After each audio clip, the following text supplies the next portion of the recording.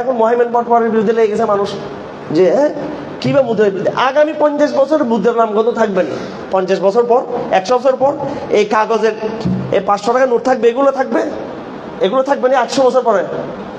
ভাই মহিমেন কই থাকবে? আপনার মানে কি মনে হয়, আপনার রিয়েলাইজেশনটা কি? এটা ভবিষ্যৎ কত বছর? আমি 50 বছর দিলাম আর কি। এটা মারিয়াম জামিলার মতো একজন ইহুদি মহিলা ইসলাম গ্রহণ করে, উনি ডাক দিল যে সংশয়বাদের দরকার নেই। মোহাম্মদ আসাদের মতো ব্যক্তি বেরিয়ে আসলো, বলো যে সংশয়বাদের দরকার নেই। এরপরও আমরা কি করতেছি না, আমরা সংশয়বাদ থেকে বেরোতে পারতেছি না। মোহাম্মদ কুতুব হয়ে গেছেন কেন? সংশয়বাদকে ত্যাগ করেছেন। শুধু সংশয়বাদকে ত্যাগ করে নেই, বরং লিটারেচার তৈরি করেছেন মোহাম্মদ কুতুব। এই বইগুলোকে আমরা পড়ি না, আমরা এই বইগুলো মোহাম্মদ আসাদকে আমরা পড়ি না, মারিয়াম জামিলাকে আমরা পড়ি না। এই জমানার আশরাফ আলী থানভীর বইগুলো, আবুল হাসান নদভীর বইগুলো, মুর্জিদ আল ফেসানের বইগুলো, মুর্জিদ আল ফেসান রহমতুল্লাহ আলাইহি কি পরিমাণ স্রোতের মোকাবেলা করছেন তিনি।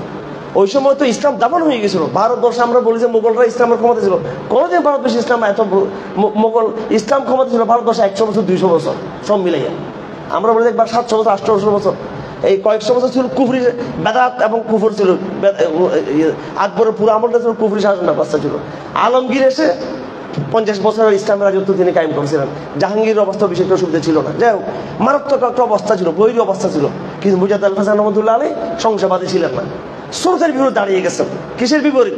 স্রোতের বিরুদ্ধে। এখন মহিমেন পটওয়ারির বিরুদ্ধে লেগে গেছে মানুষ যে কিভাবে বুদ্ধের বিরুদ্ধে। আগামী 50 বছর বুদ্ধের নাম কত থাকবে না, 50 বছর পর 100 বছর পর এই কাগজের এই 500 টাকা নোট থাকবে, এগুলো থাকবে না 800 বছর পরে। ভাই মহিমেন কই থাকবে? আপনার মানে কি মনে হয়, আপনার রিয়েলাইজেশনটা কি? এটা ভবিষ্যৎ কত বছর? আমি 50 বছর দিলাম আর কি। এটা আমার নিজের চোখে দেখা বহু বেশি উঠে গেছে। যেমন আমি নরওয়েতে ছিলাম, নরওয়েতে থাকে 60 বছর এই কাগজের টাকা ধরি নেই। যারা ওরা বলছে ওরা কাগজের টাকা ব্যবহার করে না। ঠিক আছে, ভাইয়ের কথা আমরা শুনবো ইনশাআল্লাহ, সবাই একটু ধৈর্য অপেক্ষা করি। তার বিরুদ্ধে লেগে গেছে, তার বিরুদ্ধে লেগে গেছে। আরে ভাই ইসলামী ব্যাংকিং আমি 3 বছর পড়াশোনা করছি। কয় বছর? 3 বছর। কিসের উপরে? 3 বছর। কার কাছে পড়ছি? যিনি তৌকিসবান হিসাব পৃথিবীর সমস্ত সারা ইসলাম ব্যাংকিং এর শরীর অ্যাডভাইজার, ওনার কাছে পড়ছি। উনি বই লেখছেন, ঠিক আছে, এটা নিয়ে কাজ করছেন।